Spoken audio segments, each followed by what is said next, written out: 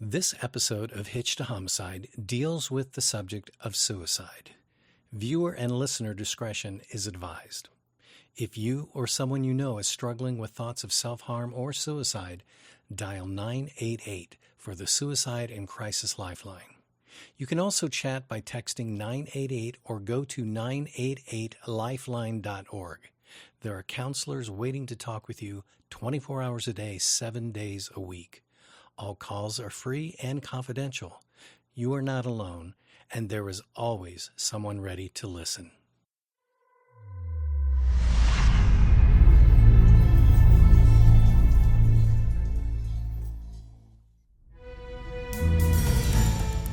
April 23rd, 2018, Radnor Township, Pennsylvania. Mark Geradot had spent months watching his wife fall apart as he cheated on their 24-year marriage. The 49-year-old had fallen in love with someone else, his boss, a vibrant 33-year-old woman with a promising career.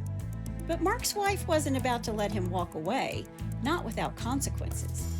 What happens when a broken heart turns into a weapon? When a scorned spouse refuses to let go? This is a story of love turned lethal. This is Jennair Gerardot, Love, Betrayal, Obsession. Hey y'all, I'm Chris Calvert. And I'm her husband, Rob Potter. Welcome to Hitch to Homicide. For better or worse. Till death do us part.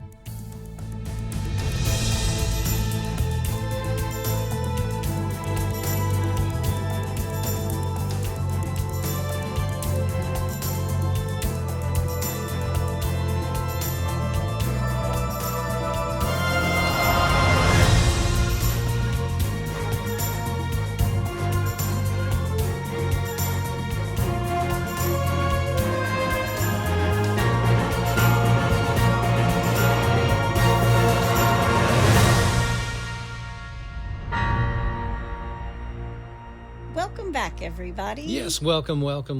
And since it's Valentine's week, yes, be mine, be mine, be mine.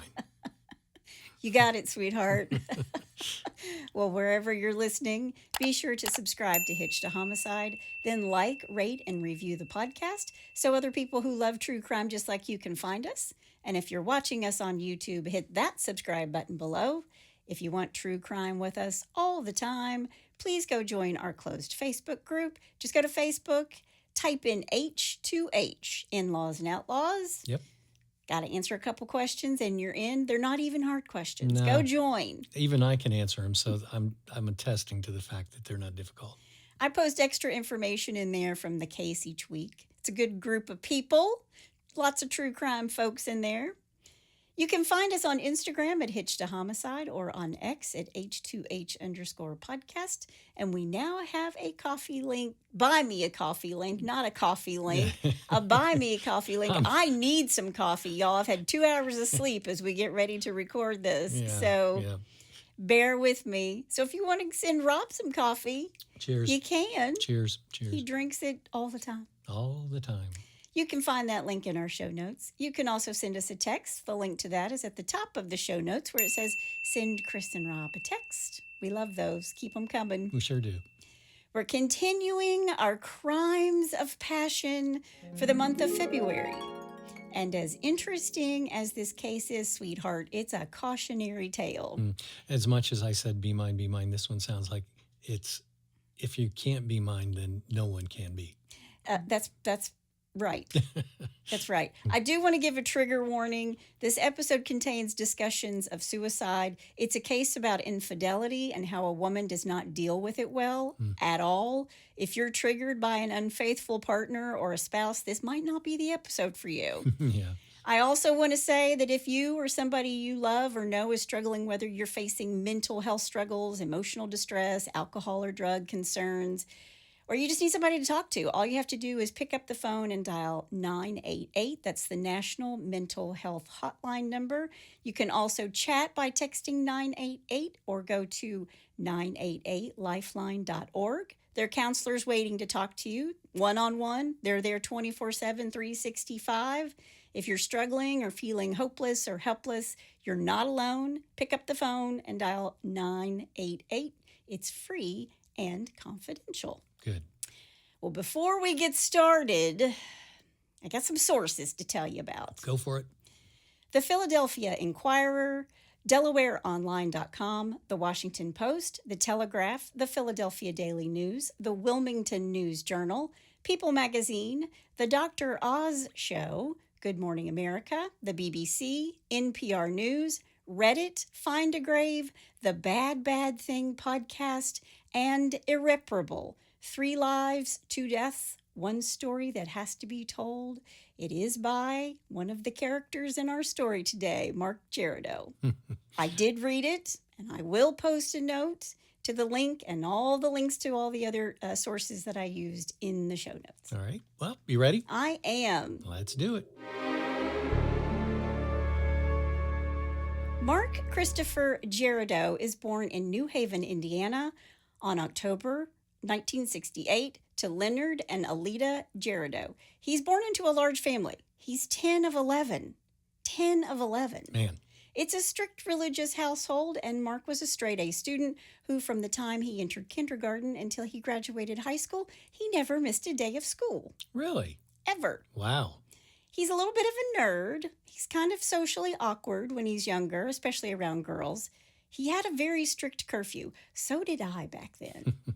And he's not the guy who's the life of the party at school, at school or socializing or at the school dance. He might not even have been at the school dance. Right. But Jennair Michelle Cox lives across town. Jennair was born on December 19th, 1970 in Fort Wayne, Indiana. Her mom and dad are Earl and Becky. And just the opposite of Mark, she only had one sister, Jill.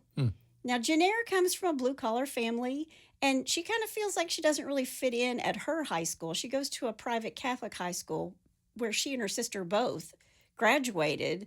She marched kind of to the beat of her own drummer. And while the wealthy kids she went to school with were like taking cello lessons and going skiing over Christmas, she was at the Kiss concert and listening to heavy metal. There you go. I want to rock and roll all night and party every day. That's great. She doesn't really get along with her parents all that well. Her father is a verbally abusive alcoholic, and she and her father would have epic shouting matches. Like, she learned early on not to ever back down with her dad, but to win at all costs. Oh, wow. And she didn't like her mom very much either because her mom always had an opinion on who Jennair was dating. She's a decent student. She was a cheerleader and a singer. She liked doing the school plays and musicals. She always had a job, part-time. Okay. And Jennair's a free spirit. She liked to mess around with the boys she dated. She's a little more experienced. What's the line from Chicago? I started fooling around, and then I started screwing around, which is fooling around without dinner. I hadn't heard that one. Mark Geradot meets Jennair Michelle Cox in the summer of 1986. I remember it well. This was right in my heyday. She's working at a Taco Bell, and he's come into the restaurant with his buddies. She didn't go to the same school. Jennair went to the city school in Fort Wayne. Mark went to the county school. She was spunky. She had kinky blonde hair. Lots of people did. Lots of rock and rollers had long, kinky blonde hair. White Snake, I'm thinking off the top of my head. There was some tall hair back in those days. Big hair, don't care. Just saying, Aquanet was the thing. And the guys had the business in the front and party in the back. Yep, and I'm getting ready to tell you about Mark's. Okay, here we go. But these two would cross paths on and off for the next couple of years. Mark was 2 years older than Jennair, and he's 18 when their eyes first locked across the crowded Taco Bell. That whole seeing a stranger across a crowded room thing, that only happens in the movies. Because nothing says romance like fluorescent lighting and the scent of a lukewarm chalupa, while a kid with bad acne and a hairnet yells, "Number 47." There you go. Perfect. Jennair is 16. They would see each other around town at ball games, and they were both in show choir. But he never approached her to ask her out. Even though he saw her that night at the Taco Bell, he didn't ask her out. And he thought she was hot stuff. He thought she was hot. Oh, she is just so smoking hot. Now, again, she didn't get along with her mom and dad, and by the time Jennair is a senior, she's moved out of her parents' house, and she's living with her grandparents. Really? She couldn't be at home anymore. Too much conflict. Wow. Then in 1990, Mark is in the Sears automotive section, and he runs into Jennair. Mark is there to replace the battery on his 1980 Pontiac Firebird. Nice. He also has a mullet. Business in the front, a party in the back. Oh, yeah. Of course he does. Business in the front, party in the back. We all did. Everybody did. She asks him if he's a Geradot, and why wouldn't she? There are 11 of them. Mm-hmm. He knew exactly who she was, and she said to him, "Are you ever going to ask me out?" And he wanted to, but Mark had a girlfriend at the time, and according to him, it wasn't a serious relationship, so he broke it off, and within a week, he asked Jennair out on their very first date. He's at the University of St. Francis as an art and design student. He's a senior. Jennair is a sophomore at IU Fort Wayne, majoring in broadcast media. Okay. These two go out, and Mark introduces her to his friends, whom she really didn't get along with. Okay. She's outspoken. She has no filter. And that's just not the way Mark's friends were. They were more like him. They were a little more conservative. Now, these two begin to date, and Mark, even though he's a senior in college, he's only had sex one time in his life. Not judging. He's got all these guilt feelings around having sex that his mom put on him as a good Catholic boy. Right. And she's way more sexual than he is, and I'm not judging him or slut-shaming her, so don't email me, okay? Yeah. Those are just the facts. Right. So when Mark and Jennair do finally have sex, Jennair showed Mark the ropes, telling him that sex was supposed to be fun, and Mark was suddenly having the most fun he'd ever had in his life all the time. That Pandora's box was opened. It was. Now, after these two hop in the sack, Mark is thinking, wait a minute. This is what dating is? I think maybe I want to explore this. Right. With other girls. So he broke up with Jennair. He broke her heart, and after spring break, Mark started dating another girl, and he fell in love with her. Her name was Jamie. And karma has a funny way of showing back up again because Jamie broke Mark's heart, just as he had done to Jennair. He licked his wounds. He felt sorry for himself. He was also on the lookout for Jennair. He ran into her at the mall. It's the 80s. That's where everybody was hanging out. And Jennair was working there. And the moment he saw her, he knew he wanted her back. And in a very 16 Candles move, he waited outside where she worked at Sears, sitting on the bumper of his car. He wasn't holding a boombox above his head? In your eyes, the light, the heat. No, that's a different movie. Okay. That didn't happen. No. Yep. She called him a jerk, rightfully so. He kissed her, and later that night, he promised her that he would never again break her heart. That is a lie. Okay. This time around, they're older, they're more serious, but there's one problem. Mark's family doesn't like Jennair. In fact, his mother called Jennair a hussy. It's after this remark that Mark moves out of his parents' home. And these two date seriously for a year, and when Mark's roommate took a job in Indianapolis, Jennair moved in with him. And they both had part-time jobs, and she was taking classes at IU. Now, in 1991, Mark graduated college and had a hard time finding a job, but he finally did as a graphic designer with a magazine publisher in Indianapolis. Okay. So now they're going to have a long-distance relationship. Him in Indy and her in Fort Wayne, which is 2 hours away. Right. They saw each other on the weekends, but it wasn't enough for Jennair. And at the age of 22, Mark bought Jennair a promise ring that was a pearl. He was afraid to pick out an engagement ring by himself because Jennair had this thing that she would do over gifts. She had this way about herself. She was open and opinionated, and if he bought her something that she didn't like, she wouldn't fake it. She would chastise him about it. Man. And he didn't want the engagement ring to be a huge fail.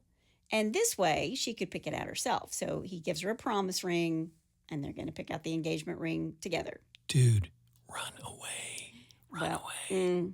Just wait. The next weekend, as Jennair tells him that she, quote, can't do it anymore, end quote, Mark pulls this promise ring out of his pocket, and she's saying, I need more. I think we need to break up. And he shows her the promise ring and simply says, will you marry me? And she said yes. And the next day they told their parents and friends, and not everybody is excited about this marriage. I'm sure. You see, while Mark is traveling back and forth all the time, he's spending all his free time with Jennair, and his friends, especially his best friend Mike, never gets to see him. Not to mention, Jennair doesn't get along with his best buddy's girlfriends either. None of them really liked her. They thought she was too brash and too controlling. They didn't think she was the right person for Mark. But opposites attract, right? Yeah. Yeah. His buddies tell him that she dictated his life, where he could go, who he could see, what he should wear. She would get upset with him if he turned the lights on in the morning to get ready to go to work. So he dressed in the dark. Wow. She's controlling him, but it doesn't bother him because he grew up with a controlling mother. Yeah. On October 23rd, 1993, while Mark's family and friends are telling him not to marry Jennair, these two tie the knot and go on a honeymoon cruise where Mark gets seasick. And he wants to go back to the room, and Jennair tells him, sure, go on, but it's my honeymoon and I'm going out. And she did. Jeez. And he tells her to enjoy herself, and he went to bed. To which you have to say,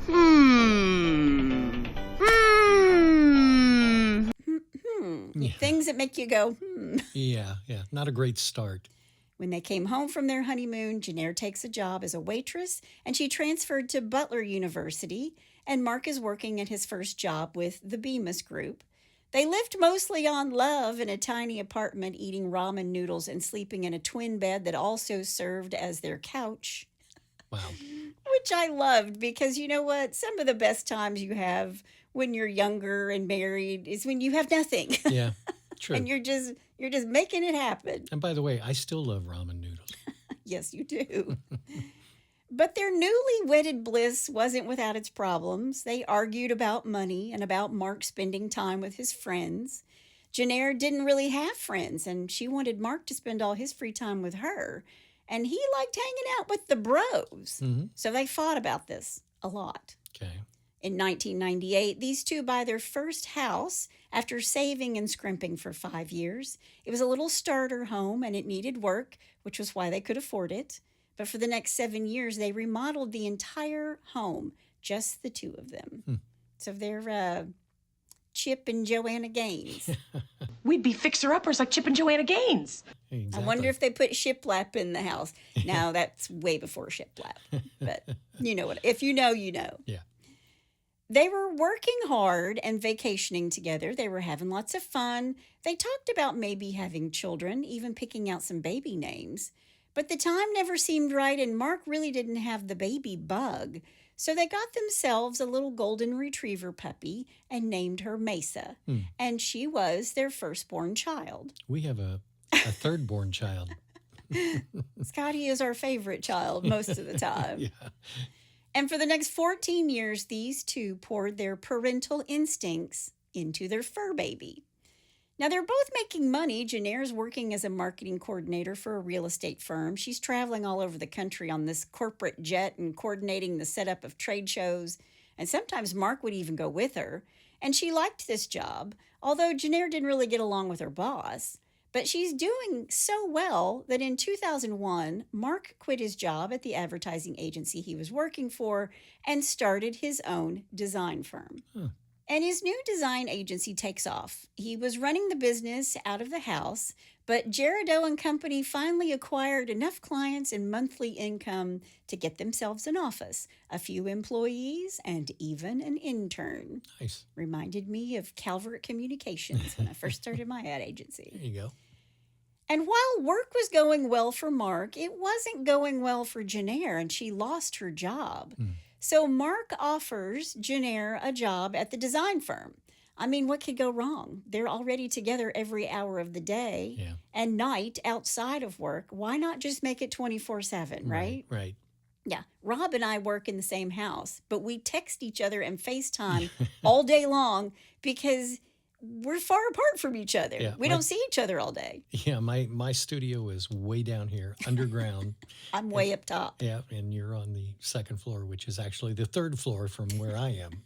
Figure that one out. Yeah.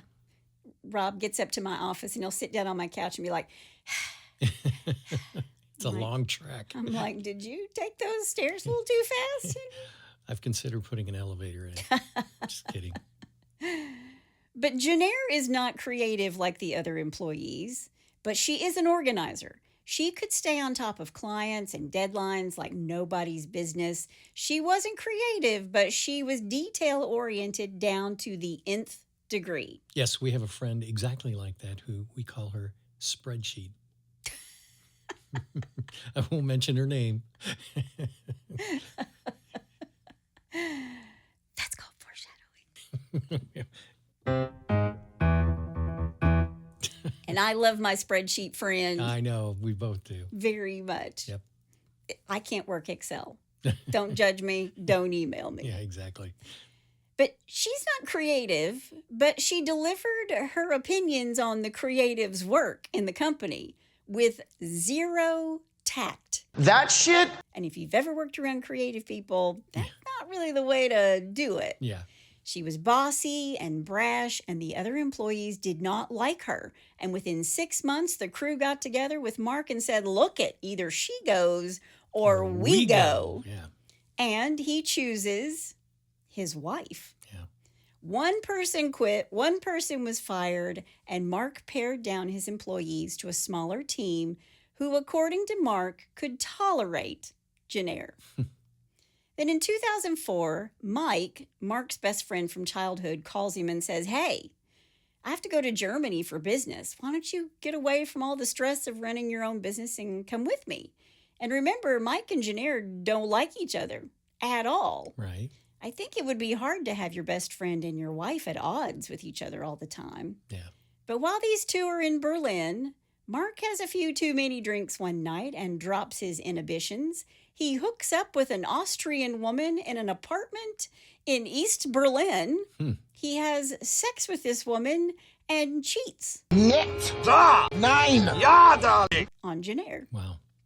I've never cheated on anyone, not even a teen romance. Yep. But it seems to me that it would take more than a few drinks to cheat, right? Like something's not right at home if you can drop your inhibitions and cheat on your spouse with somebody you met that night. At least that's what I would think. Yeah. I was born with guilt, so I could never do it because I couldn't live with myself. Well, the next morning after his walk of shame, he meets up with his best buddy, Mike, who basically says, I saw that coming from a mile away last night. And that he had never seen Mark look happier than he did with the Austrian woman. Wow. Yeah. And he wasn't going to stop him. He wasn't going to put a stop to it. Right. Mark comes home feeling guilty, and not long after, he sends an email to Mike about that night. It's unclear to me if Mark knew that Jennair could get into his email account, or if he knew she read his emails. But Jennair sees this exchange between her husband and his best friend, and she knows Mark has cheated, but she doesn't confront him with the information, which makes me think the email was vague enough for Jennair to want to know more. Right. So she uses her husband's computer, she uses Mark's email and computer, and writes to Mike, the best friend, baiting him to talk about what happened in Berlin. And now Jennair knows for certain that he cheated on her. And she also knows that Mike was very happy about it. Right. And she would never, ever forgive Mark's best friend, Mike, after that. Yeah. Yeah. She confronts Mark, and he admits to the affair, and they decide to go on a marriage retreat. a marriage boot camp, which was a days-long program where they're in the company of other couples who've also experienced infidelity, along with professionals who create a safe space to talk about the affair and figure out a plan for healing and a way forward. Okay. And Jennair ultimately forgives Mark. She loves him, and she believed him when he said he'd never hurt her again. Again. It's like Tropic Thunder. Who left the fridge open? Here we go again. Yeah, here we go again. Again. When 2005 rolls around, the real estate market was booming, and they sold their little starter home that they'd remodeled and bought themselves a McMansion in Carmel, Indiana. Oh, wow. 6,000 square feet for the two of them and the dog. The house was 10 years old when they bought it, and they ended up putting another $100,000 into it. And by the time they finished remodeling, the housing bubble burst. By 2009, their design firm is really taking a hit. And since they own their own business, it's on them to pay their employees. Yeah. And the stress was all on them. And these two start to take their worries and stress out on each other. Times like this will bring couples together, or it will tear them apart. That's what therapists will always tell you. Hard times, you pull together or you fall apart. Right. And Jennair is a critic, remember, right? She says whatever is on her mind, and she tells Mark that he's not a good manager of people and that he was disorganized, and more than anything, that he had ADD, attention deficit disorder. She called him ADD boy. Hey, ADD boy, right here. Wow. Could she be any more condescending? Yeah. And Mark's mom, by this point, had just passed away from Alzheimer's. And he's thinking, what if I really am losing my mind here? I mean, what if I'm going to be like my mom? And after a visit to a therapist, he starts taking Adderall. And it does help him to focus, but it also gives him the confidence to come for Jennair when she's being argumentative. Because before, he's always just, gone along with whatever. Very passive. To keep Jennair happy. Yeah. And now he's giving as good as he's getting. Right. According to Mark, Jennair knew how to fight because it's all she did with her dad growing up. She would brag about how she knew how to push her father's buttons. And when Mark and Jennair would fight, she would tell him, according to Mark, that he was just like her dad and, quote, you can't have a argument without losing your shit and screaming like a howler monkey, end quote. It sounds like howler monkeys. Wow. Man. Ouch. Yeah. But according to Mark, part of what was happening was that he'd grown up. He wasn't the shy young boy who would take whatever Jennair would dish out. Now he was a man, and he was losing his temper with her a lot. And Jennair liked to argue. And Mark would later say that resolution was never Jennair's goal in an argument. It was destroying the other person. And not only that, Jennair was now taking their arguments public. She liked to argue in front of their neighbors or just out at a restaurant. Jeez. And this went on for a few months until he decided to stop taking the Adderall. One night when they were having dinner at a restaurant, they got into an argument, and instead of waiting until they got home to hash it out, Jennair got angrier and more intense at the table inside the restaurant and threw an entire glass of red wine in Mark's face. What? She took the car. He walked home. Gee whiz. By 2011, the recession had hit their business hard, and they let their last employee go. They're still living in this 6,000 square foot home and paying this mortgage. Mark is now working out of the basement of their house, and Jennair is doing contract work in marketing for an insurance company. But then, through a mutual colleague, Mark was recommended for a position that was open with a small web development firm in Greenville, South Carolina. I did my internship in advertising in Greenville, South Carolina. I love that place. It's gorgeous. Yep. They were looking for a creative director, and after speaking with their CEO, Mark tells Jennair that he wants to pursue this position. Now, they both think this change in scenery and this new job is just what they need. They closed the business. They put the house on the market for $50,000 less than they paid for it because that's what their real estate agent told them that it might take a year to sell it and that they would have to take a loss on it. Right. And now they're paying rent in Greenville and they're still making a mortgage payment while they wait to sell this house. Mark moves to Greenville and into a studio apartment in the basement of a couple's home. They found another real estate agent in Indianapolis who told them to put the house on the market for what they paid for it, and they did, and not long after, they got an offer on the house. Oh, wow. Now, in the middle of all of this, their beloved golden retriever, their first child, is in kidney failure, and they had to put her down. And Mark had just lost his mother, his father, and now his dog. And then just a few months later, Mark's older brother and idol, Ernie, dies of lung cancer. So he's just had loss after loss after loss. Yeah. They didn't have a home or a mortgage, but they also didn't have a dog. So they got involved in some rescues in Atlanta, and this is where they meet Huck, a 6-year-old golden retriever. And not long after, Huck gets a sister, a 9-year-old rescue named Abby, both golden retrievers. And these two dogs really were their focus, maybe instead of their marriage. Maybe the dogs were like the two things they could agree upon and love together kind of thing. Right. After being in the Carolinas for a few months, Jennair gets a job as a marketing manager in Greenville. And for the next 5 years, these two are paying down their debt. And according to Mark, from 2012 to 2016, they'd fallen back in love with each other. They took vacations to Colorado where they loved it. And they thought about maybe moving there someday. They were like, Colorado's the best. This is where we want to end up. Then in November of 2016, Jennair was laid off from her job. And Mark started looking for this new position in Boulder, Colorado. And he interviewed for a job, but he didn't get it. And these two, while in South Carolina for 6 years, they really had their eye on moving to Colorado. This was something they talked about a lot. And finally, Mark's boss is like, dude, I know you're trying to get out of here. So I'm giving you 90 days to find a new job and a new home. Jeez. Yeah.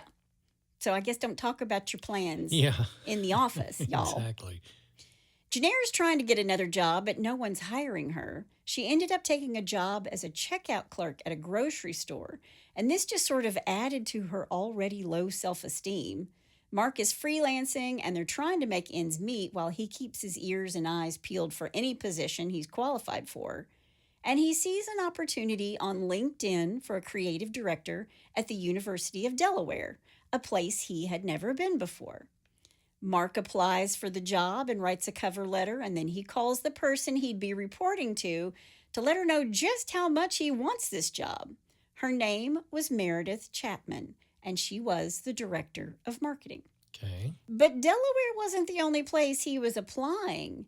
But after speaking with Meredith Chapman on the phone, it was the job he wanted.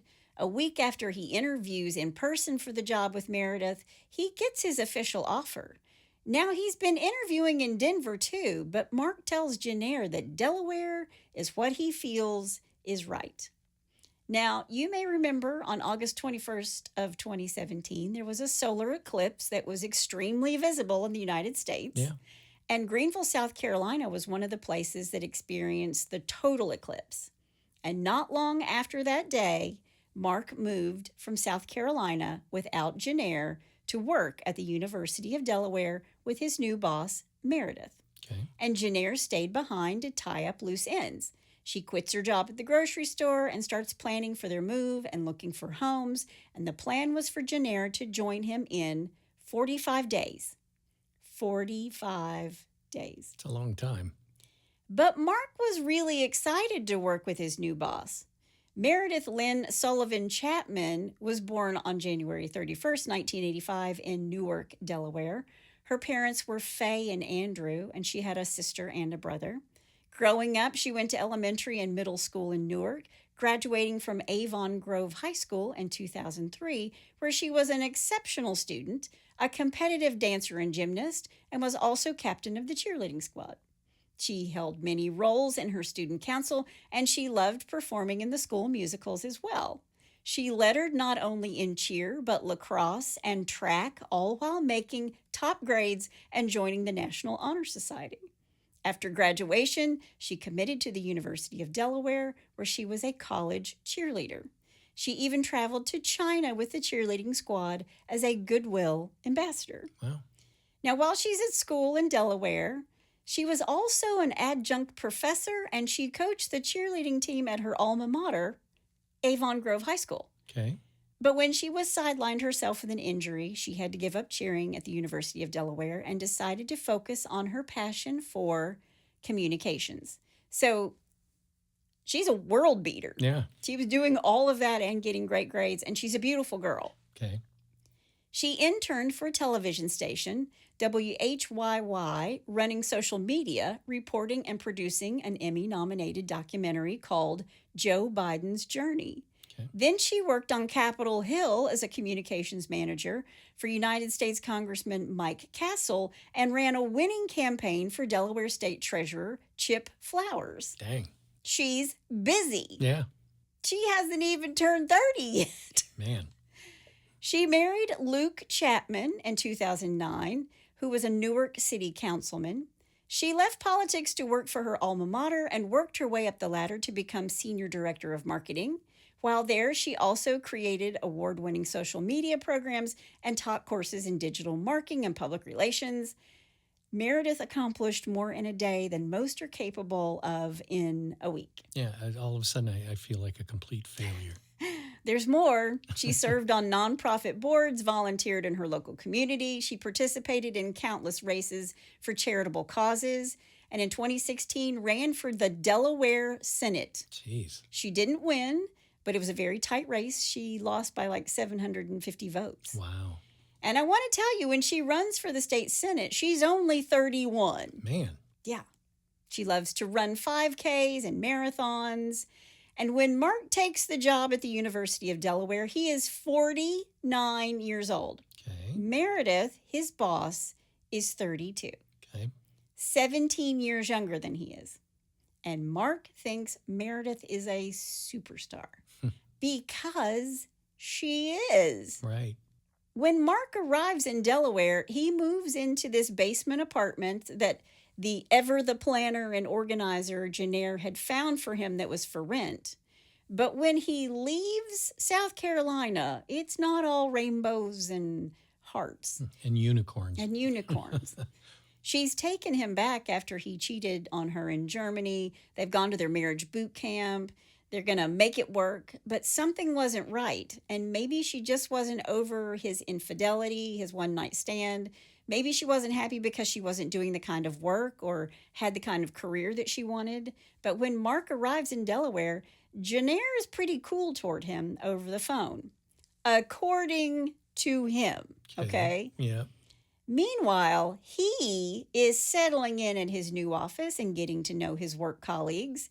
After one meeting at the end of the first of the week, Meredith asks him if he wants to go get a quick drink and debrief about everything he'd done that week or learned that week, and Mark says yes. Sure. It's November, and they got to a bar, they sit down. 3 hours later, they're still sitting at the bar talking, and Mark is suddenly opening up to her about his personal life. He told her about losing both of his parents back to back and about his brother's death as well. He filled her in on the year he'd had with Jennair and how hard it had been. And Meredith told him how she was really close to her brother and sister. And by the end of the night, Mark, who's known Meredith for all of 4 days, is completely smitten. When they parted ways that Friday night, she asked him if he had plans for dinner the next night. Her husband, Luke, was on a hunting trip. She tells Mark that she loves her husband, but she hates hunting. And Mark has said that something about the way she said that he hated hunting told him that she wasn't happy in her marriage. How'd he get that? Well, take that for what you will. Yeah, okay. Later that night, on the phone, Mark tells Jennair about having drinks and appetizers with Meredith, to which Jennair replies, "Yeah, I saw that transaction on your credit card tonight. $60, Mark? Why did you pay if it was a work thing with your boss?" End quote. After this, he doesn't tell Jennair that he's having dinner with Meredith the next night. In Mark's book, Irreparable, he says he was, quote, anxiously anticipating and worrying about the night as if it were a date with a new crush, end quote. Oh, man. He's 17 years older than she is. And he's known her for a week. And if you're happy in your marriage, how and why would you do this in the first place? Or is it just me? No, it's just wrong. He goes further than this. While at dinner, Mark admits to Meredith that he has a, quote, professional crush on her, end quote. He told her that? Yes. Dummy. To which she replied, quote, 100%. That's how I feel, end quote. He begins to do small favors for Meredith outside of work, like picking up lunch for her. They had so much in common, they thought it would be fun to make up, get this, an Excel spreadsheet of all the things they had in common. Oh, jeez.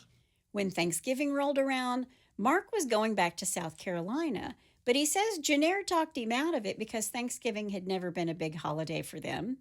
The Wednesday before Thanksgiving is a casual dress day at the office at the University of Delaware. And according to him, Meredith wore jeans, a green sweater, and leather riding boots, and it was all Mark could do to keep it in his pants. Wow. He told himself, according to him, that there was a line and he wouldn't cross it. Well, guess what? I'm going to guess he crossed that line. Not only is he going to cross it, he's pole vaulting over it, setting it on fire, and doing a victory dance on the other side. Pole vaulting, long jumping, we're all quite impressed. Pole vaulting, no pun intended. Yes, no pun intended. Or maybe it was. Later that night, after they admit to their professional crushes, he's texting her, and she asks where he is, and when she finds out he's eating dinner alone, she texts him back, hashtag, so invite me. For the next 7 hours, these two exchange text messages. He changes her name in his contacts to M. She spends Thanksgiving with her family, and he spends it alone, thinking of her and probably thumping dummy. I don't know. What's that supposed to mean?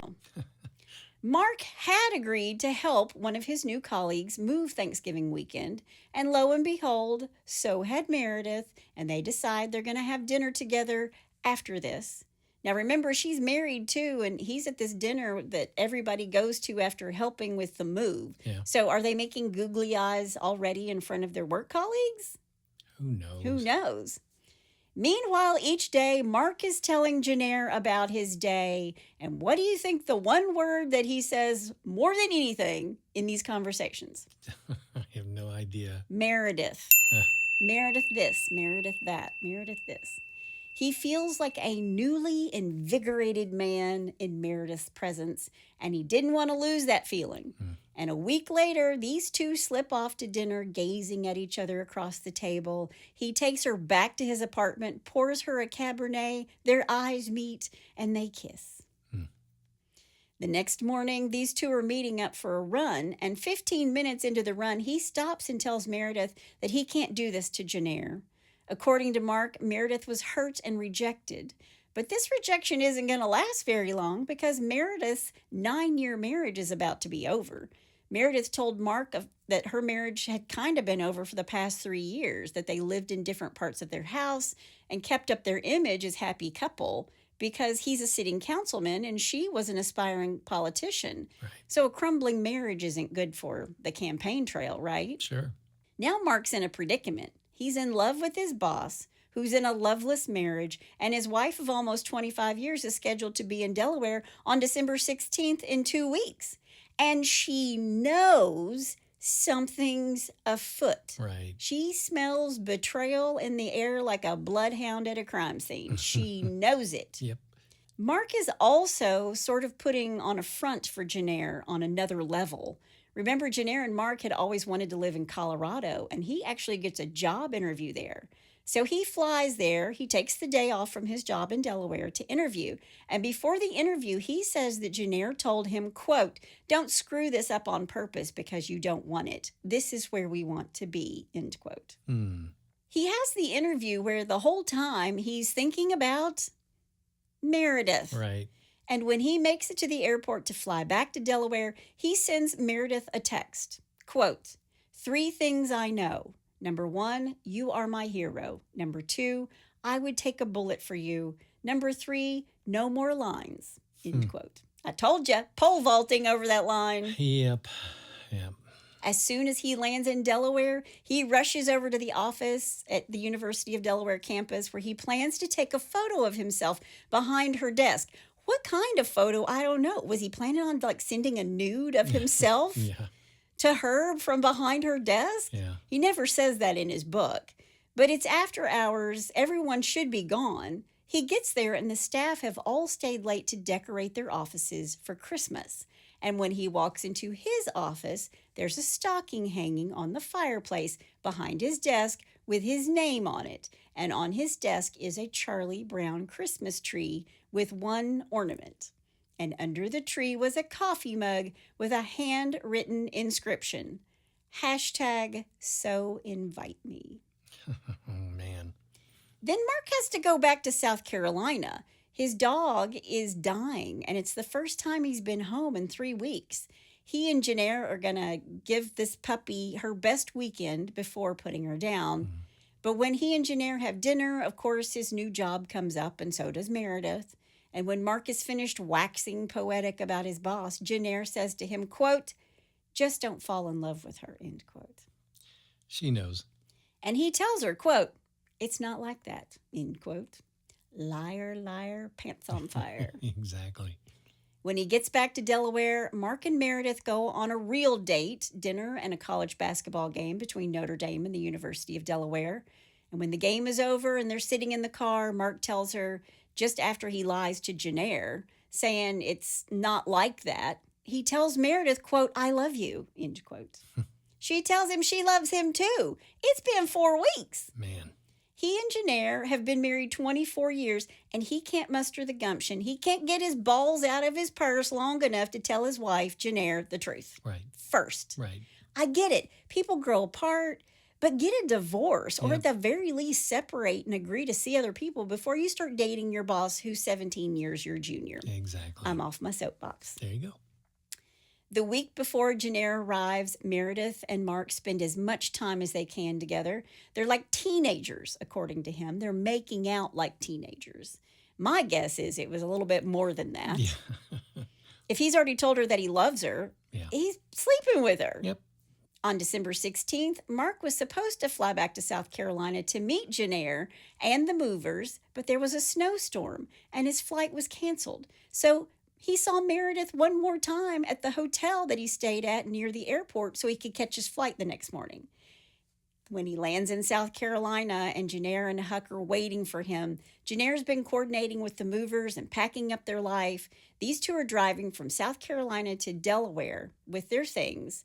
And while he's on the road and Jennair is too, in different cars, she's actually driving the moving truck. I mean, who wears the pants? She's driving the moving truck. Yep. Mark calls his best friend Mike and confesses that he's met someone and he's in love with his boss. And Mike is happy for him because remember, Mike and Jennair do not get along. Yeah, he doesn't like her. He didn't want Mark to marry her in the first place. Right. So these two make it to Delaware and Jennair and Mark set up a routine. A week later, Jennair turned 47. That night at dinner, she tells him that she feels like her career is over. She's ready to retire at 47, and she, according to Mark, says she's going to rely on his success from here on out. She wants him to be the breadwinner. Right. She wants to stay home. Yeah, I mean, as long as they both agree on that. Yeah. Yeah. Christmas is just a few days later, and these two didn't decorate or exchange gifts, but Mark and Meredith had exchanged gifts. Mark's trying to act like everything is normal, but Jennair knew something was up. Mark didn't really talk to her anymore, and he wasn't interested in having sex with her anymore. Now, back in 2004, when Jennair discovered Mark had this one-night stand in Berlin, she was able to read his emails. So what do you think she does? She goes back to his emails. While Mark is sleeping, she takes the keys to his office and goes there and clones his email. Wow. Then she clones his phone, or she buys software in order to do this. Then she goes out and buys a dozen or more recording devices. These aren't just your run-of-the-mill recorders. They're very small and voice-activated, and they only record when someone is speaking. Jennair sews these little recording devices into Mark's suit jackets, And each night, she's taking the one out that she put in there for that day, and she puts a fresh one in the next jacket that Mark has laid out the night before. He's sleeping through this. Man. She knows everything. Everything. She's hearing everything that goes on between Mark and Meredith. Everything. Yes. And as 2017 came to a close and 2018 arrived, Mark says he was tired of putting up a good face. Jennair asks him, "Are you having an affair?" And he says, "I don't know what you're talking about." To which she eventually says to him, and rightfully so, I might add, quote, "Just rip off the Band-Aid and tell me you f***ing end quote. Oh, man. Wow. She said to him, quote, "It's Meredith, isn't it?" End quote. And he denies it. And she begins to quiz him on things about Meredith that she couldn't possibly know. And Mark can't figure out how she knows some of the details that she does. And it's because she's been recording him. Sure. Yeah. She can hear Meredith say to Mark, "I have felt more joy and more excitement this fall than I ever did before. I want to see you again today. I really want to. I kind of need to." Man, that's just okay. Listen, I got to hand it to her. She's like sewing these recording devices into a suit, and she's got proof. She does. Wow. Yeah. But when Meredith is like, where are you going to be? I want to see you today. He replies with, where are you going to be? And they end this conversation with, I love you too. His nickname for her is M, and Meredith's in love. No one had ever been so tender with her. She loved it that he called her M instead of Meredith. She's giddy with love. She's saving his voicemails. And as for Mark, he feels all the challenges with Jennair, and he feels all the promise with Meredith, like they're a couple of teenagers. Again, they don't know that they're being recorded. Right. At this point, Jennair knows. He's leaving her for a woman who is 15 years younger than she is, who is thin and vibrant. Jennair makes it her job to track Meredith and Mark's every move and gather evidence of the affair because he's saying nothing is going on. He's just gaslighting her. Right. And she likes to be in control. So this is how she's in control. He's lying. She knows it's not true. Mm-hmm. It seems as if she wants to save her marriage. She's just turned 47. She starts going to the gym. She gets new hair. She gets highlights. And then she sent Mark naked photos of herself because she wants to get a reaction of him. Right. But she knows that he cares for Meredith more than he cares for her. But she still wants proof so that whatever he's saying to her, she knows what's really going on. And next, Jennair gets 2 state-of-the-art GPS trackers, and she places one on his car and one on Meredith's car. She labels them Mark Liar Jerk and M Whore. Oh, man. And she follows them. She tracks them everywhere. So when he's lying to Jennair about where he is or what he's doing, she's watching it all play out and listening to it as well. And I get it. Hell hath no fury like a woman scorned. But that had to be torment to her soul. Yeah. And it's definitely damaging to her already frazzled mental health. Yeah, I mean, I'm sure she's on the edge as it is. She is. Yeah. Jennair opens her own checking account. She gets a secret credit card. She buys a lock-picking kit. Jeez. She gets DNA testing swabs for his clothes. Mark is saying one thing when she confronts him all the time and acting the complete opposite. Right. When Mark finally tells her that he wants out, he also tells her that he will go to marriage counseling. Why? Yeah. Because Mark's acting like he's trying to put it all back together while Jennair knows that he's not. Right. She knows he's still seeing Meredith romantically. Mm-hmm. He tells her, quote, "I'm not going to give you hope, but I don't want to make a mistake," end quote. What? Yeah, whatever.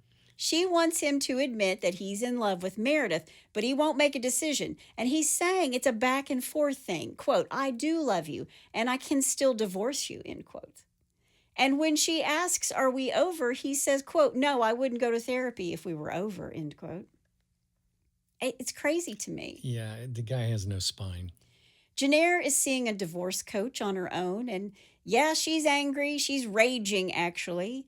But what she's not telling her therapist is that she's basically turned into the CIA of Nookie. I was about ready- Wiretaps, GPS I tracking. know. Yeah. I was about ready to say she's in the wrong business. Yeah, like maybe even a little reconnaissance mission in the dead of night. Yeah. You know, if infidelity had a most wanted list, she'd already have Mark's mugshot pinned to the top with like red string connecting all the evidence. Take a look at this. Yeah, it's a good thing they didn't have drones back then. Seriously. Yeah. But Jennair's keeping a record of everything that's happening in her relationship with Mark. It's a video diary, and I've heard some of it. It is heartbreaking. She confesses all her feelings, how she loves him. Jennair, she tells her divorce coach she can't accept it. She's not accepting it, that he's going to leave her. Sure. She really loved Mark, and he was leaving her, and she didn't want to toss everything that they had had for the past 24 years away. I mean, that's 24 years you've invested in somebody and a relationship. Yeah. And she feels like he's trading her in on a younger, prettier model. Yeah. And he is. Right. Jennair tells Mark that she's written to the president of the University of Delaware and ratted them out, Ooh, that they were having inappropriate workplace love affairs. jeez. She also calls Meredith's husband, who isn't quite yet her ex-husband, but after this, he certainly is. After Jennair calls the university and Meredith's husband, Luke, who immediately presents Meredith with a document asking her to admit to adultery and agreeing to an expedited divorce. Wow. He moved out of their house, and he wanted Meredith out of that house by April. So what could have been an amicable divorce for Meredith turned into, you have to admit to adultery. Yep. Yeah. Wow. At work, they separate Meredith and Mark, and the University of Delaware started an investigation into their affair, and Jennair wanted Mark to file a sexual harassment suit against his boss, Meredith. Wow, she's brutal. Yeah, but Mark refused. He said he wouldn't do it. Right. And he no longer reports to her. And they both start looking for other jobs. And Meredith pretty quickly gets a new job at Villanova. So Jennair writes a letter to Meredith's new bosses at Villanova, letting them know that she's had an affair with a married man, saying, quote, "You should pick a more honorable person for this role. Man. Please don't show Meredith this letter," end quote. Jeez. But nothing happened. Then she just starts stalking her online, repeatedly asking to friend request her on LinkedIn and Twitter and Instagram. And Meredith is not blocking Jennair, but she texts Mark and tells him, and Mark tells Jennair to stop harassing Meredith. But yet he's not asking Jennair for a divorce yet. Right. So why can't he leave Jennair or the affair? And Jennair is pushing him to make a decision about what he's going to do. Quote, "You will eventually treat Meredith like you treat me.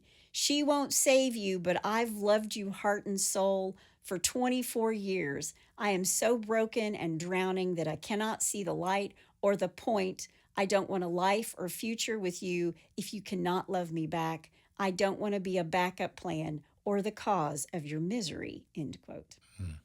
So why isn't he divorcing her? Right. When he's with Meredith, he's ready to get divorced. But then he'd be with Jennair, and he would be reminded of their 24 years they had together. And then he was like, well, maybe not. And Jennair even, sent him this folder filled with these pictures of her crying. First, she sends him a folder of pictures of her naked. Then she sends him a folder of pictures of her crying. And Mark thinks it was to crush him. Mm-hmm. That's just crushing him. Right. What? Yeah. I think he does feel bad for what he's doing, but he wants to keep doing it anyway. He gives her these little slivers of hope over and over, and yet she's hearing everything he's saying to Meredith. I think Mark wants Jennair to leave him so he can be the victim. That's a good point. Yeah. Mark said in his book, quote, "I'm the cause of this unbelievable pain, and I feel awful about it," end quote. Didn't feel Yeah. bad enough about it. Yeah, dude, you are. She's trying to save the marriage, and he is working on something else. Yeah. He's confused. He's indecisive. And that is going to be the undoing of her in this relationship because he won't just say what he wants to do. Right. He apparently did try to break things off with Meredith for 90 days, and he was going to try to make it work with Jennair if she got a job and they went to counseling. And he writes Meredith a letter about this, and he's afraid that their love is fleeting, but he never sends the email, which reminds me, he left Jennair when they were younger and dated this other girl who then broke his heart and then left him, and he went crawling back to Jennair. So Meredith is 17 years younger than him. I don't think he's convinced that she's going to stick around long term with him. And Jennair knows all of his flaws and his shortcomings. Right. So I think he feels like he's taken a big leap here. He could leave Jennair and then just step into something that's going to be temporary. Right. He tells Jennair that he told Meredith it was over, but he said Meredith doubled down and wanted to fight for him. And Jennair was like, "What do you think I have been doing?" And he tells Meredith they wouldn't see each other for 90 days. And he didn't send the email, but he said it to her. And that lasted how long, you think? 90 seconds. One day. Yeah. Jennair records herself talking to herself all about everything that's happening. She's crying. It's really heartbreaking. If you've ever been in a relationship where there's infidelity, it's hard. You feel worthless. And that's how she comes across, that she's not worth being faithful to. Right. And Mark leaves on a work trip, and she thinks that he's actually with Meredith. So she texts him, and he says that he isn't with Meredith. This is before she leaves and goes to Villanova. Okay. But Jennair doesn't believe him. And even though Luke Chapman has told Jennair not to contact him anymore, she does anyway. She calls him and says, "You need to get in touch with Meredith and my husband." And the fallout between Meredith and Luke is pretty bad. He doesn't want any part of the Meredith Mark Jennair show. Remember, he's a politician. Sure. So he doesn't want any part of this. Right. So after Meredith's husband has asked for a divorce and her boyfriend has asked for a 90-day break, right? Yeah. Even though it only lasts for a day, it feels like it's all starting to go to hell in a handbasket. And Luke is going to make her divorce with him brutal. And now it's even a little contentious between Meredith and Mark. Oh. Now, one night, Jennair is home alone while Mark was going to Starbucks.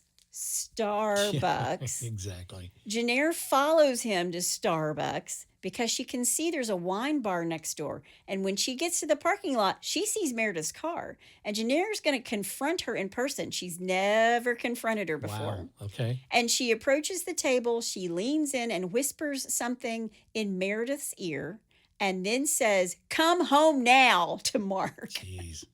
Like really loud and commanding. Man. And he said, quote, "I'll come home when I'm done," end quote. And Jennair looks at Meredith and says, quote, "There's a special place in hell for women like you," end quote. Wow. Yeah. So Mark leaves, Meredith stays, and the bartender tells Meredith, "You need to get a restraining order on that unhinged woman." And Mark tells Jennair to leave Meredith alone and asks Meredith not to get the restraining order, and she doesn't. Jennair starts researching divorce attorneys. It's April 1st, and she sees a divorce attorney. She's concerned about what would happen to her. She didn't want to lose Mark's health insurance, and she makes all these doctor's appointments, and then she stops recording, and she starts writing a 15-page letter or manifesto, depending on how you look at it. Okay.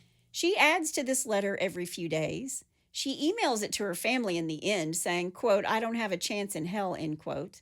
"There's no great love that comes afterwards. I have no kids. I'm so ugly and an old, wrinkly lady. I can't stand looking at myself in the mirror. I see the future and it's bleak. I'm broken and cannot be repaired. I wouldn't ask for your forgiveness, but just know that I'm sorry to make you sad and to have to go through what's next." End quote. No. Yeah. See this coming. This woman is crying for help, crying for help. It all comes to a head on Valentine's Day, 2018. Mark is meeting Jennair at their marriage counselor's office, and he's putting on his jacket, and he can feel something in the lining, and he thinks maybe it's an anti-theft device or something, and he cuts open the lining, and he finds a recorder, and he takes it into their therapy session, and Jennair says, "Okay, yeah, I did it." And he's like, "How many of these are there?" And she's like, "Well, maybe a dozen." And he's like, "What the heck and heck?" Wow. Yeah. Jeez. But she says, "I won't do it anymore. but she's going to keep on doing it.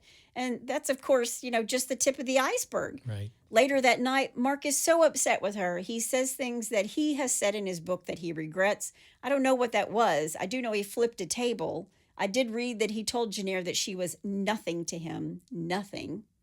She threatens to jump out the window, and he thinks that she's just looking for attention. She threatens, they live on the 7th floor, and he tells her to call her family, to call her parents, to call a shrink. And when Jennair says to him, I know you're sleeping with her, he lies and says, I'm not. After all of this, by their 3rd marriage counseling session, Mark tells Jennair that he wants to end the marriage. It's going in the wrong direction. Yeah, dude, you're driving the dump truck. Yeah. He tells her that he's petitioning for divorce as soon as he meets the residency requirement in May of 2018. And now he's told Jennair, officially, he wants out. Luke and Meredith are divorced. She buys a little house in the mainline area around Philly. She's taking her new job as the assistant vice president at Villanova. Mark, who now knows Jennair is cloning his texts, starts using Snapchat with Meredith, telling her how he dreamed about their, quote, great sex. But Jennair knows about these messages as well because she's getting into Mark's phone while he sleeps and is taking screenshots of the Snapchats before they go away in 24 hours. Wow.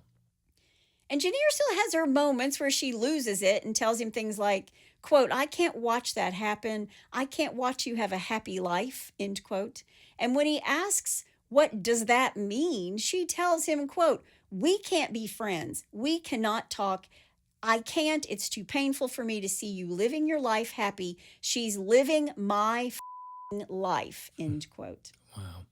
And it's interesting because Jennair is a person who has always hated guns and hunting. She's not pro-gun in any way. But she goes to a gun store on March 20th, 2018, and buys a .357 Taurus. Oh.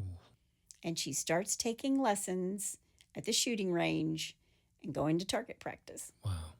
Quote, my life is such a waste. I don't deserve it anymore, end quote. The gun store she buys it from is directly across the street from the coffee shop where Mark and Meredith would always meet, something that Mark's later going to discover. She tells no one about this gun, and she doesn't even talk about it in her videos or in her journal. Now, meanwhile, Meredith's divorce is final. She no longer had to worry about being fired because she's got her new job. She's dreaming of the day when she and Mark can go out like a real couple. Meredith drops her married name. She takes off her wedding ring, and she tells Mark that she would like a promise ring from him. He can put something on that finger. And Jennair hears all of this because she's still recording him. Sure. Meredith telling Mark that she dreamed of him as a little girl and that their paths were destined to cross and they were just supposed to be together. And while she's waiting for May to come around and the divorce to happen, Jennair is stalking Meredith, who is totally unaware. She's going to Meredith's new house. She takes binoculars and sits in a car that she rents and watches. And by now she has over 400 private conversations downloaded between Mark and Meredith. Wow.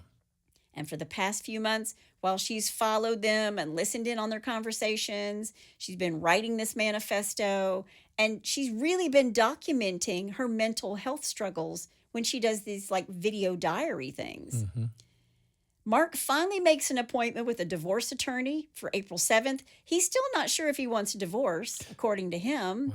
He tells the attorney about the listening devices, how she's stalked him and Meredith and called Luke Chapman. And according to him, his attorney tells him, you need to get out of this. It's not safe. You can't put this back together again. Look at all the things she's done. The trust is gone. I don't know if an attorney would say those things or not, but I'm just kind of like, I don't know. Yeah. I don't think an attorney's going to say, you can't trust her. It's not safe. You can't put this back together again. I think he's going to be like, here's my retainer. Right. Tell me what you'd like Right. to happen. And then we'll go from there. Right.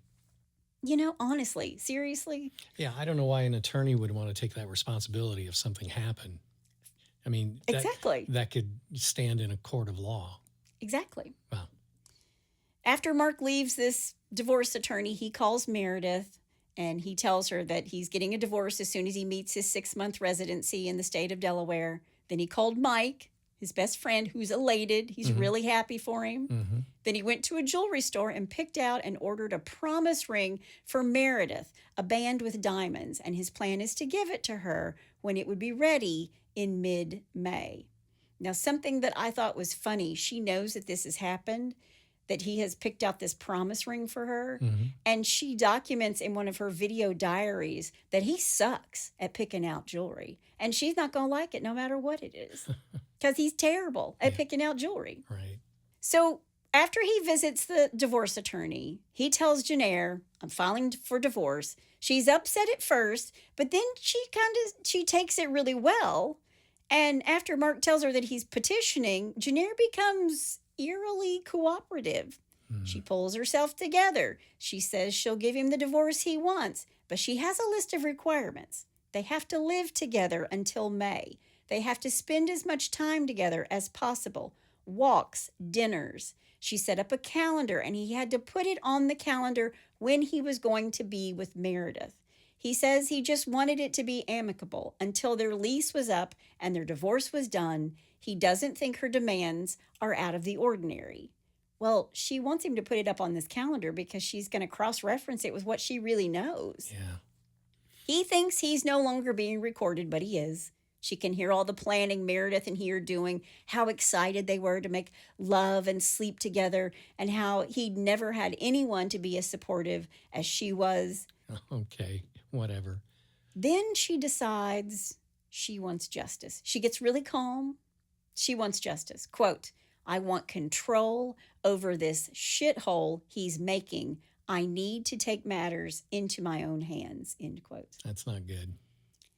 Jennair is obsessing about her future. She wants to split everything 50-50. He wants 60-40. Alimony becomes a fight. She thinks he's going to leave her high and dry, and she's going to be a bag lady. She says it a lot. I'm going to be a bag lady. She thinks that he and Meredith will get married and have babies and live happily ever after. Yeah. She thinks Mark will think that she's a freeloader because she's had trouble finding a job in the past. Remember, she's going to be a bag lady. Yeah. She's in pain, and the wine and medication isn't helping. She's on edge a lot. She's having kind of a break from reality. She can't see the future without Mark. She can't see that it's going to get better. She wasn't really looking for a job because she's spending her nights listening and piecing together what Mark and Meredith's life is. Right. She says that she can't live without Mark and that he is her soulmate. Quote, he took the best years of my life. Their actions have consequences, end quote. Man. So after she gets, sort of calm and stuff, they're still fighting about alimony. She even asks him if he will help her with her resume. And she tells Mark, I got to get out of Delaware. I'm going to go back to Indiana or somewhere else. Then on April 23rd, 2018, Mark goes to work, leaving Jennair at home with the dog and their cat, Gypsy. She loves these pets, by the way. Right. She has surgery scheduled for the next day. Remember, she's still on his medical plan. Right, healthcare. And she has these fibroids in her uterus that need surgery, and she wants to take care of it before Mark kicks her off his insurance plan. Right. So as if it's not bad enough, the woman 15 years younger than you is sleeping with your husband. The man you've forgiven before for infidelity, the man you thought was going to stick by you for better or worse in sickness and health. I mean, your body is failing you while her young body is changing his life. Yeah. Quote, I need to make my own justice. It's the only way to set me free of this pain. It really is. He did this to me. He cannot get away with his unspeakable treatment. He is so inhumane that he deserves to be hurt in return. He cannot have a beautiful, exciting future and life with her at my expense. She does not get to replace me. She does not get to have all the things in common and all the connected experiences that are exactly like the ones Mark and I had. She does not get his undying love and attention and smiles and listening and encouragement, support and protection when he should have given that to me. He does not get to be loved and sexually fulfilled by her when he should and could have been doing this for me. Mark needs to stew in his shit he created and suffer as equally as I have had to suffer.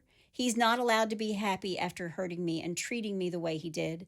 Unconditional love is a gift. He's shit all over that, which I gave to him. But he can't have Meredith, his true magical love meant to be. He made promises to me at our wedding, after boot camp and throughout our marriage, and he broke them all and in fact ruined my life. He is not allowed to get away with that and be happy, end quote. Good grief. Wow. And it's at this point Jennair is truly having a psychotic break. Yeah.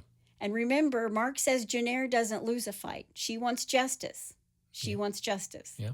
Quote, she's speaking about Meredith. She's a parasite, a blood-sucking, life-sucking parasite, and she needs to be destroyed. It's all I can think about. I just want to blow her face off and destroy her. I want Mark to have the lasting memories of the visuals of us both like that. It's all I dream about, end quote. Man. Yeah. That's scary. And this is where it does get scary. So I'm just going to tell you now, if you want to yeet out now, if you want to get out now, now's the time. Fair warning.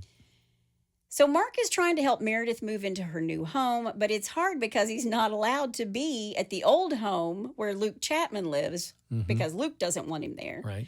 Jennair tells Mark he can't go anywhere locally with Meredith because she doesn't want to see them together. And Meredith is falling apart because she can't see Mark. And they think they're just biding their time until the divorce happens, right? Right. There's 1 week left before Mark's 6th-month residency gives him the ability to file for divorce. And Jennair and Mark are talking, and he confesses that he's actually insecure about his relationship with Meredith. Why would he do this to her? Ugh. He thinks she will break up with him in a year because she'll realize what she got with him. So, yeah, he knows that Jennair won't be there to catch him when he falls this time. Right. And not only that, how insensitive to say this to your soon-to-be ex-wife. Well, you're talking about somebody who's inherently selfish to begin with. They're all selfish. Yeah. All of them. Yep. Jennair can't get past her own pain, and Mark's been gaslighting her for 6 months, and now she feels like she has no choice. The wheels are put into motion. She writes in her journal that she's done with this life. She goes to Kohl's to buy black sweatpants and a hoodie, and then to a beauty supply store to buy a wig. She rents a Cadillac sedan, and then she goes to the shooting range with her new gun. She's going to end Meredith Chapman's life.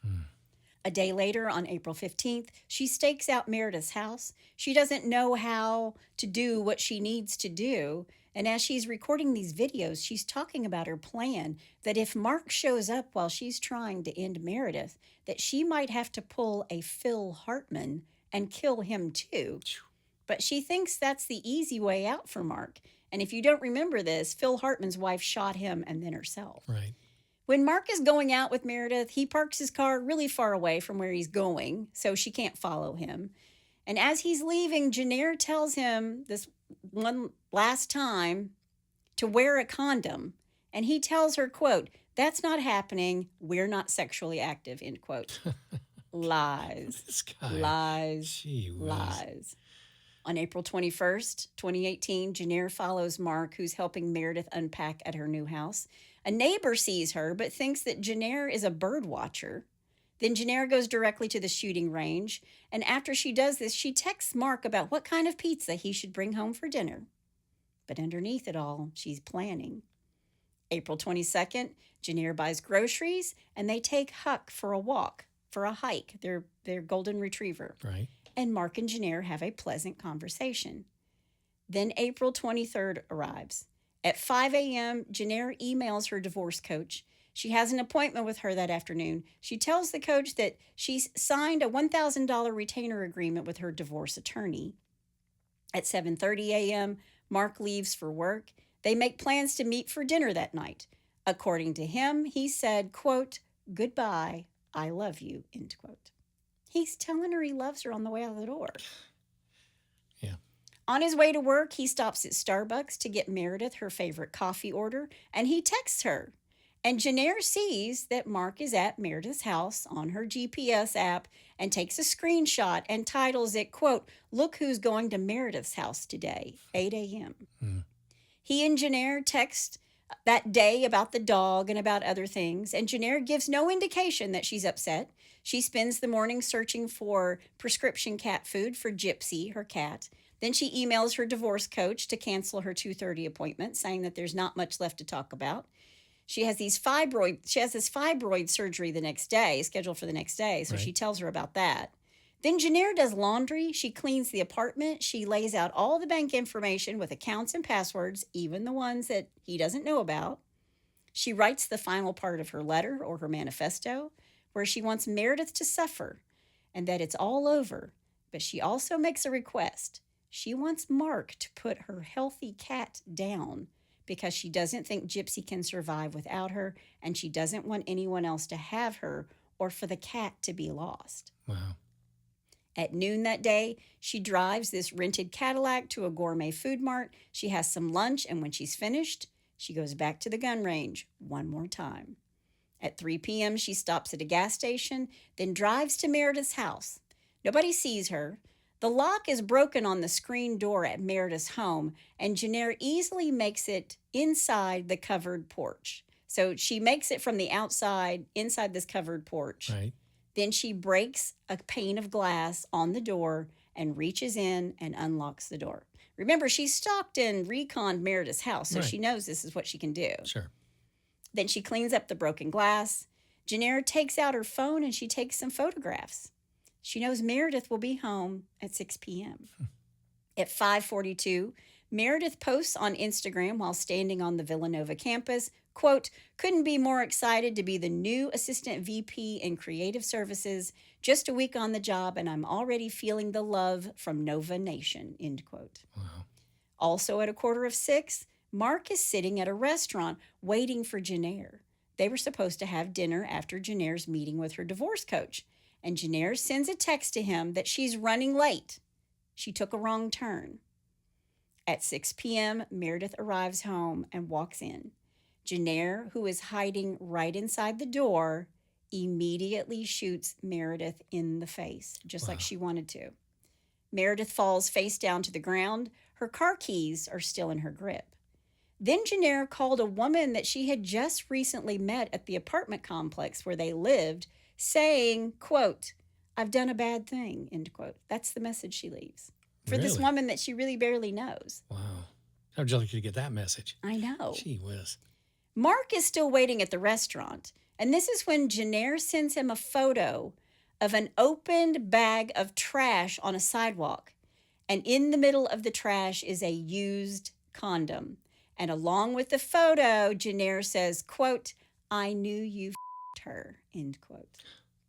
And Mark thinks that Jennair is outside Meredith's house rifling through the trash. And he texts back, quote, "This photo is disturbing in so many ways," end quote. Mark then puts it together. He realizes that Jennair is at Meredith's house, and he starts calling Meredith, but she's not picking up. Right. Then Jennair sends Mark another text, quote, "You ruined my life." Then she sends him another one. "I hope you never find happiness." And then her final text, third and final text, "Bye, Mark." Wow. Jennair points the gun at herself and pulls the trigger. At 6:30 p.m., Mark is calling both Jennair and Meredith. Everything's going to voicemail. He knocks on the door, no reply. He goes around to the back to knock, and when he steps up to the porch and he looks through the window, he can see Meredith lying face down. He pushes inside the house, and he says that his mind wasn't working, that he wasn't putting it together, that what he was seeing. Right. He didn't think Meredith was dead. He thinks she's passed out. And he shouts to the neighbor to call 911, and the neighbor calls 911 and then takes his cell phone in his hand and comes inside the house with Mark. And while he's talking to 911, this is the neighbor, the operator tells him to check for a pulse. And the neighbor says, "No pulse." And Mark is like, "What do you mean, no pulse?" This is when he realizes she's dead, according to him. Right. Mark stands up and then sees another body dressed in black, and then he realizes it's Jennair. He yells out to the neighbors, "My wife is in here too," end quote. The police and EMS show up, and Mark is taken into custody. Of course he is. His wife and lover are both dead. Sure. But as police cleared the crime scene, they find the gun under Jennair's body. At 2 a.m., he's home. Huck, the dog, and Gypsy, the cat, are asleep. The police had been to their apartment and taken her phone and her laptop. He sees that she's left all of this bank information and passwords. She had made homemade dog food for Huck, and she cleaned the house. It was spotless. Wow. It is an absolute media storm Because think about it. Meredith is well known and well loved. It's a love triangle. It's a crime of passion. Yep. And Mark is now worried. He's taking back Jennair's leased car. He's worried. He's afraid to start it because he thinks that maybe she might have rigged it for a bomb to kill him too. Right. But she wanted to keep him alive. She wanted him to suffer. Meredith's ex-husband, her family, and friends have never given interviews about her murder. They are, of course, devastated. Mark was not invited to Meredith's memorial, and he wasn't welcome at Jennair's funeral either. A whole year goes by, and after this, Mark writes a book, Irreparable, and it's released to a lot of mixed reviews because in the book, he basically writes that Jennair is kind of this loud, horrible person who always had him under her thumb, Right. and that Meredith, his beloved M, was perfect. After the book comes out, he goes on Dr. Oz. And then there's a 2020 episode, all coinciding with the release of his book. Of course, now it's been 7 years since the murder-suicide. And if Jennair wanted Mark to suffer, well, I don't know about that. He's remarried, and his private social media accounts all show a very happy man. Wow. But Jennair left these words behind for him. Quote, "I hope this haunts him forever. Hell, I'll still haunt him from beyond just because he deserves it. I will stand over him while he sleeps all night, glaring and breathing my cold, ripe breath in his face." End quote. Wow. I know, right? It's a lot. Man. Again, I just want to say, if you or somebody you love is struggling with their mental health, even if they're not in the middle of a messy divorce or infidelity, but they're feeling helpless and hopeless, all you have to do is pick up the phone and dial 988 for the Suicide Crisis Hotline. And you can text it too. And you can also visit their website, 988lifeline.org. And on this website, they even have pre-written messages you can send to someone you trust if you don't know how to express what you're feeling or that you're in crisis. And again, the Lifeline is available 24/7, 365, and all conversations are free and confidential. But that is the story of Jennair Gerardot and her love triangle between her husband and his lover. And that's all I have to say about that.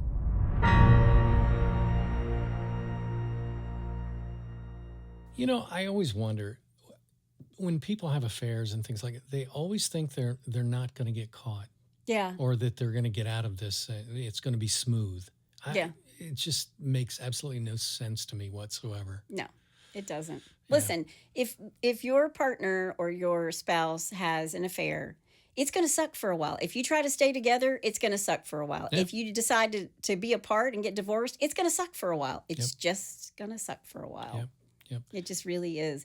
But don't take matters into your own hands like Jennair did, because she was really hell-bent on making him pay. And in the end, did she really make him pay? No, I mean, what's that saying that a permanent solution to a temporary problem? Yeah.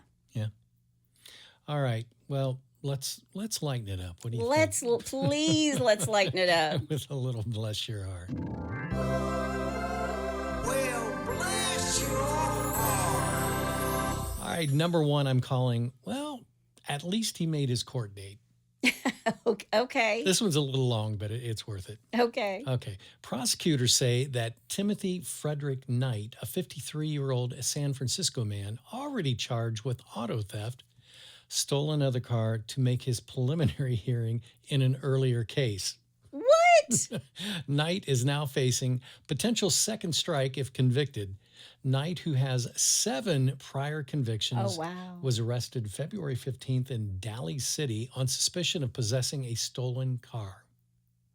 He was given an April 3rd preliminary hearing date at the South San Francisco courthouse and released on $50,000 bail. Okay. The day before the hearing, Knight reportedly stole a Honda Accord in Daly City, which police found parked on the street. The vehicle theft task force later secretly placed a tracker on the car, which Knight drove April 3rd to the courthouse. He obviously wanted to make sure he didn't fail to appear, District Attorney Steve Wagstaff said. At his hearing, Knight's case was continued, so he left. Task force agents arrested him after he got in the car to drive away. The car ignition had been punched out with a screwdriver, which police reported finding on the floorboard.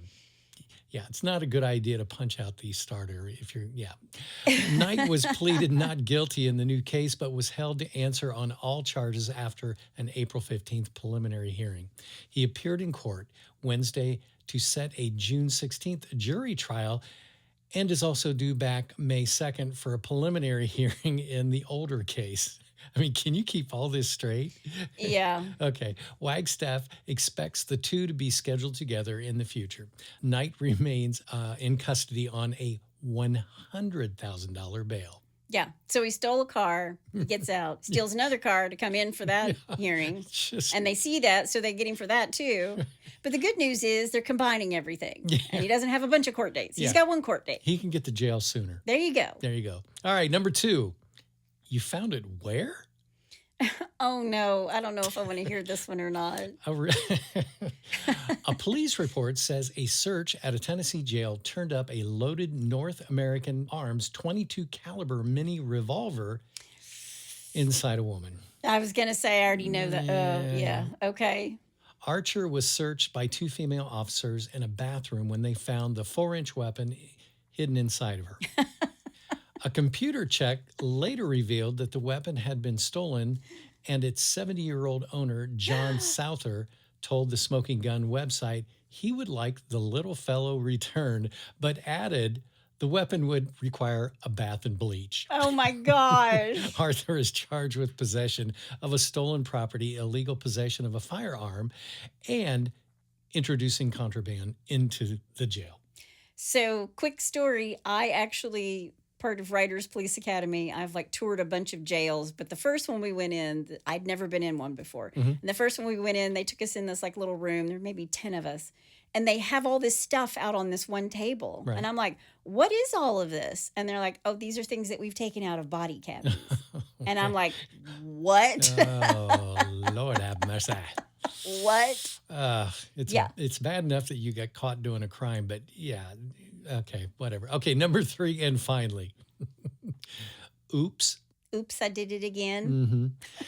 A robber was in the process of robbing a hot dog stand in the far south side of Chicago when he discharged his weapon on himself, the Chicago Tribune reports. The infamous incident was reported in November of 2017. To add a flair of poetic justice to the yarn, the hot dog stand robber shot himself in the penis, citing the Sacramento Bee. He thought he was going in for some quick cash. The suspect... Yeah, I know. I can't get through it either. I've got my legs crossed. The suspect entered a restaurant with a loaded firearm looking to score easy money and maybe some free food. This took place at the hot dog stand on the restaurant area, Maxwell Street Express. The Chicago Sun-Times identified the culprit as Terrian Pouncey, aged then 19 years old. The teen approached the hot dog stand and demanded cash. When he went to adjust the .38 pistol he had brought along, he shot himself twice. Once to his... not twice to the penis, right? Once to his penis and once to his leg. This took... I can't even get through it.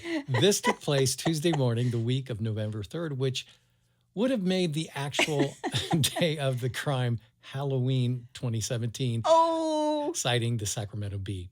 Pouncey remained hospitalized. See, I can't even talk. It was all tricks, no treats. Yeah, exactly. Pouncey remains hospitalized on All Saints' Day, November 2nd, 2017. He therefore missed his first court appearance for good measure. Do you think they tried to stop the bleeding with the bun? Oh. Would you like some mustard on that? I'm terrible. I'm sorry. That's where my head went. I'm sorry. Man. I'm sorry. That was good. No tourniquet. We don't have anything to like stop the bleeding. Here's a bun. Yeah, here's a bun. It should fit perfectly. Oh, Lord. I'm bad. I'm sorry. I'm bad. I'm so bad. It's because I haven't had any sleep. Well, that's your That's what it bless your is. heart. Well, if you have a bless your heart, or you know somebody's heart who needs blessing, or somebody who needs a bun to stop the bleeding, all you have to do is go to hitchtahomicide.com. And when you get there, there's a pull down menu. And while you're there, you can also suggest a case or tell us about your brush with true crime. Your Hopefully bun it's with good crime. your bun with true. Hopefully it is not at a hot dog Yeah, stand. exactly. That is my amazing husband out there. And that's my beautiful bride in the booth. Join us next time on Hitch to Homicide. Bye, y'all.